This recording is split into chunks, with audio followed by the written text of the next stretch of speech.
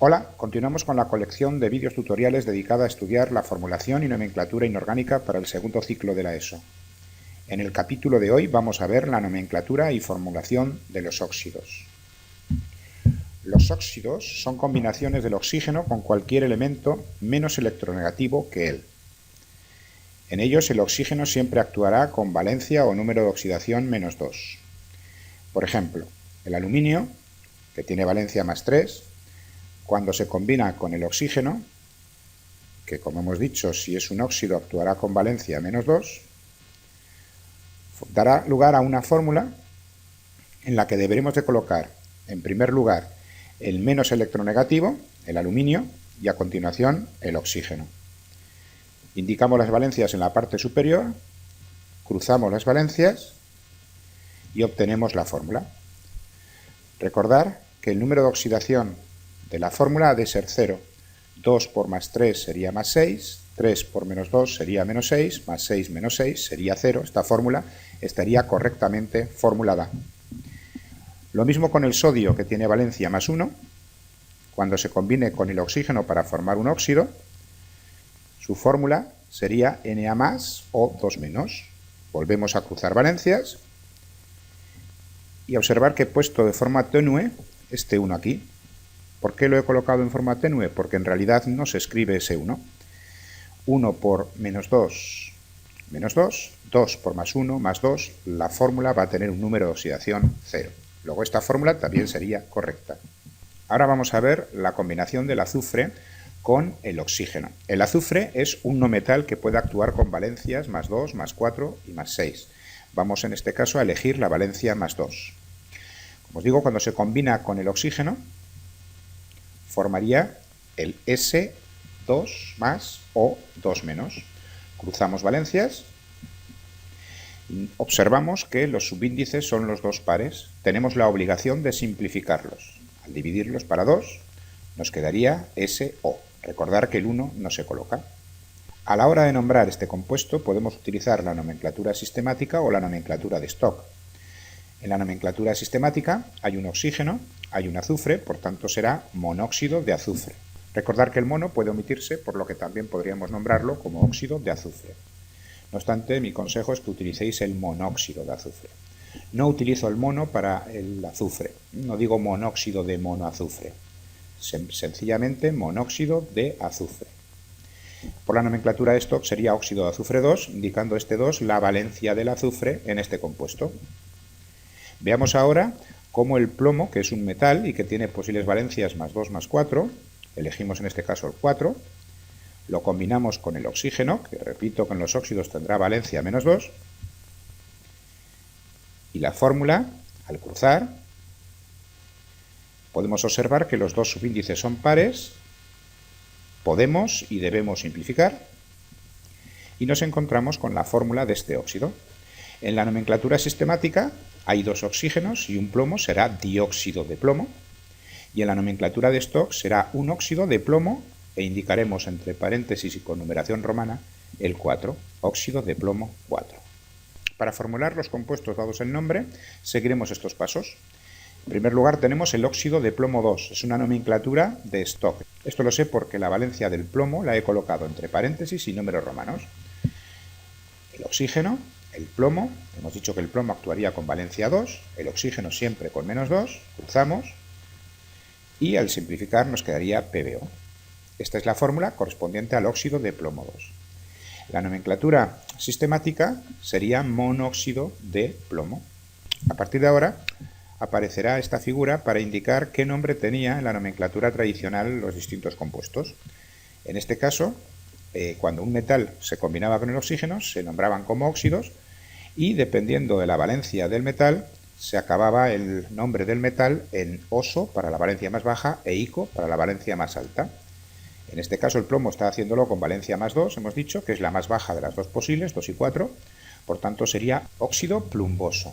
Óxido porque es el oxígeno con un metal, oso porque está actuando el metal con la menor de las valencias posibles, y plum sería el prefijo latino de plomo. Óxido de azufre 6, otra vez una nomenclatura en Stock. El oxígeno, el azufre actuará con valencia 6, cruzamos, el oxígeno hemos dicho con menos 2, entonces podemos simplificar y debemos simplificar y nos quedaría la fórmula SO3. La nomenclatura sistemática nombrará este compuesto como trióxido de azufre. En la antigua nomenclatura tradicional, las combinaciones de oxígeno con no metal se les llamaba anhídridos. En este caso, el azufre está actuando con la valencia mayor de las posibles, 2, 4 y 6, entonces sería anhídrido sulfúrico. Recordad que he dicho antes que cuando actuaba con la mayor era ico. Como podéis ver, hay 3 posibles valencias, entonces a la mayor le correspondería ico, sulfúrico, a la intermedia sería oso, sulfuroso, y a la más baja, hiposulfuroso. Como os digo, esta nomenclatura la IUPAC ya no la aconseja y quizás estemos de enhorabuena. Pasemos al siguiente compuesto, trióxido de dioro.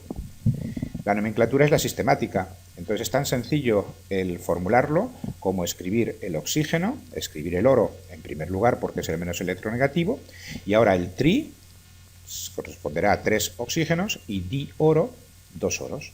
Esta será la fórmula del trióxido de dioro. Si cruzamos valencias, observamos que el oro estaba actuando con valencia más 3.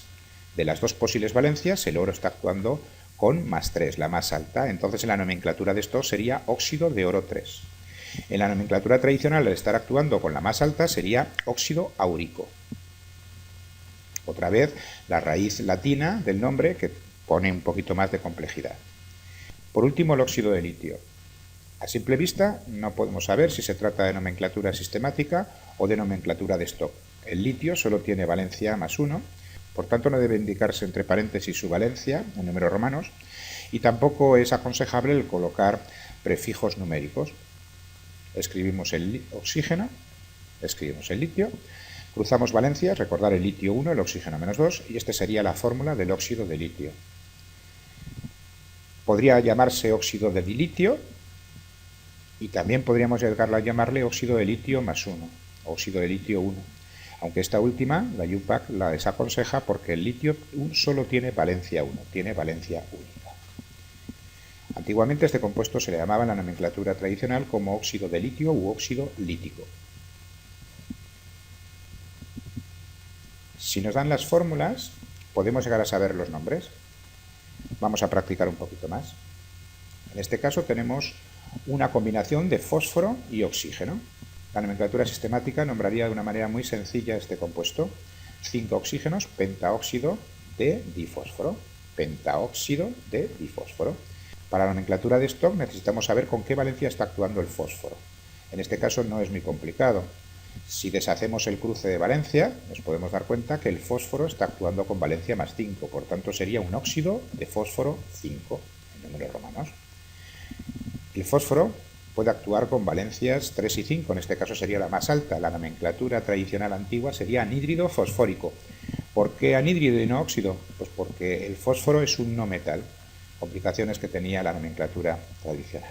Bien, para este otro compuesto, combinación de cobre con oxígeno, la nomenclatura sistemática lo tiene realmente fácil. Solamente hay un oxígeno, un cobre, por tanto sería monóxido de monocobre. Recordar que los monos se prescinde de ellos, por tanto, óxido de cobre, o bien monóxido de cobre. Para la nomenclatura de stock, lo mismo que ocurría en el caso de arriba, tenemos que saber la valencia del cobre. Los subíndices son 1, deshacemos el cruce, y entonces nos encontramos con que el cobre tiene valencia más 1 y el oxígeno menos 1. Pero esto no puede ser, el oxígeno no tiene valencia menos 1, tiene valencia menos 2. Por tanto, la fórmula debería de ser Cu2 más o 2 menos. Observar que el número de oxidación de la fórmula es 0. Una vez que ya sabemos que el cobre estaba actuando con valencia más 2, la nomenclatura de stock nombrará este compuesto como óxido de cobre 2 en números romanos. El cobre tiene 2 posibles valencias, el 1 y el 2. Aquí está actuando con la mayor de ellas. Por eso la nomenclatura tradicional a este compuesto le llamaba óxido cúprico. El ico era porque está actuando con la valencia mayor. Aquí tenemos más ejemplos. El hierro, que se puede combinar con el oxígeno y que como tiene 2 posibles valencias, más 2 y más 3, pues puede dar a 2 óxidos. La nomenclatura sistemática para el primero, monóxido de hierro. Y la nomenclatura de stock, pues tenemos que saber cuál es la valencia con la que está actuando el hierro. Deshacemos cruces de valencia, no puede ser el más 1 porque el oxígeno no tiene valencia menos 1, La única forma de que el número de oxidación de la fórmula sea 0 es que el hierro tenga más 2. Esto sería óxido de hierro 2.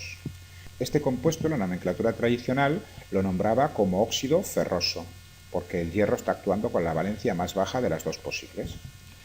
En el siguiente compuesto tenemos Fe2 o 3. La nomenclatura sistemática lo tiene realmente fácil. Trióxido de dihierro. Trióxido de dihierro. Y para la nomenclatura de stock, volvemos a escribir la fórmula, deshacemos el cruce de valencias y observamos que el hierro está actuando con valencia más 3, por tanto, óxido de hierro 3. La nomenclatura tradicional nombraría este compuesto como óxido férrico, porque está actuando con la mayor de las valencias. En los óxidos nos encontramos con excepciones, como es el caso de este compuesto que os acabo de poner aquí, la combinación de oxígeno y de flúor. El flúor es más electronegativo que el oxígeno, por eso no podemos escribir la fórmula como hasta ahora, colocando el oxígeno en segundo lugar, sino que el oxígeno tiene que ir en primer lugar y el flúor en segundo lugar. Como podéis ver, en este caso, el oxígeno está actuando con valencia más 2. Es en el único compuesto donde el oxígeno va a actuar con valencia más 2. En los demás casos siempre menos 2. El flúor en este caso tendrá menos 1. Cruzamos valencias y nos encontramos con la fórmula. A la hora de nombrarlo, tenemos que darnos cuenta que no va a ser un óxido, porque tenemos que nombrar en primer lugar el elemento que se ha escrito en último lugar. Por eso se trata de un difluoruro de oxígeno en la nomenclatura sistemática, o bien fluoruro de oxígeno. No es un óxido en cuanto a nomenclatura, sino que es un fluoruro. A partir de 2005, la IUPAC aconseja que se tengan en cuenta un nuevo grupo de compuestos. Este nuevo grupo de compuestos son los haluros de oxígeno, que son la combinación de oxígeno, que tendrá estado de oxidación menos 2, como en los óxidos, con un halógeno, a excepción del flúor. En ellos, estos halógenos, exceptuando el flúor, es decir, el cloro, el bromo y el yodo, pueden actuar con cualquiera de sus estados de oxidación positivo, el 1, el 3, el 5 y el 7, como tenéis aquí en la pantalla. Dado que el cloro, el bromo y el yodo son más electronegativos que el oxígeno, la IUPAC indica que es conveniente escribir en primer lugar el oxígeno y el halógeno, el cloro, el bromo y el yodo, a la derecha. Hasta ahora esto no sucedía así. En esta tabla podéis observar cómo se formulaba antes y cómo se formula ahora, y también cómo se nombraba antes y cómo se nombra ahora. Antes la combinación de cloro y oxígeno se escribía Cl2O y era monóxido de dicloro. Recordar que hay que nombrar siempre el que aparece en último lugar. Ahora se escribe la fórmula OCl2 y por tanto será dicloruro de oxígeno. Bien, a continuación tenéis todas las combinaciones posibles entre el cloro y el oxígeno. Podríamos escribirlo para el bromo y para el yodo y lo único que habría que cambiar sería cloro por bromo o por yodo. Bueno, pues aquí tendríamos cómo se formulaban anteriormente, al 2005, estos compuestos. Se trataría de escribir primero el cloro y luego el oxígeno. Bien, hoy la IUPAC nos indica que el orden de escritura es lo contrario. La nomenclatura, por lo tanto, que antes era trióxido de dicloro, pasaría a ser ahora dicloruro de trioxígeno. Pentaóxido de dicloro pasaría a ser dicloruro de pentaoxígeno. Y el Cl2O7, que recibía el nombre de heptaóxido de dicloro, ahora se escribiría O7Cl2 y se nombraría dicloruro de heptaoxígeno. Bueno, esto ha sido todo por este capítulo. Recordaros que este vídeo, como los anteriores, podéis verlos cuantas veces consideréis oportuno. Podéis pararlo, debéis de tomar apuntes. Y que es muy importante que os familiaricéis con este lenguaje. Nos vemos en el próximo capítulo. Hasta ahora.